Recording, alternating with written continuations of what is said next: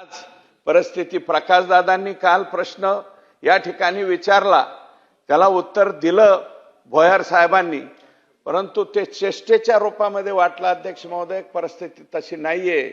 ग्रामीण भागामध्ये पहिले म्हणजे गावामधल्या पारावरती बसून आमच्या बाबासाहेबला फार स्थळं येत आहेत, आमच्या बाबासाहेबला फार स्थळं येत आहेत अशा गप्पा मारायच्या. अध्यक्ष महोदय, एक मुलगी उपवर कन्या असेल तर 20 ते 25 ठिकाणची स्थळं येत आहेत. अध्यक्ष महोदय, 150 पहिलवान गावात बिगर लग्नाचा आहे, एकाला सुद्धा सोयरिकी आहे ना, इतकी वाईट अवस्था ही ग्रामीण भागामध्ये त्या ठिकाणी झालेली. कुणीच विचारत नाही.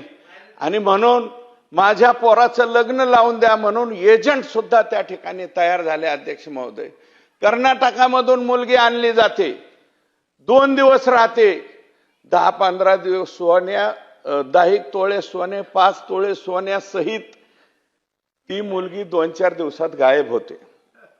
अशा काही टोळ्या सक्रिय झाल्यात. अध्यक्ष महोदय, या टोळ्यांवरती खरोखर कारवाई होण्याची आवश्यकता आहे. फार कमी लोक 420चा गुन्हा दाखल करतात, नाही तर लोक कशाला इज्जतीचा पंचनामा म्हणून केसच दाखल करायला येत नाहीत.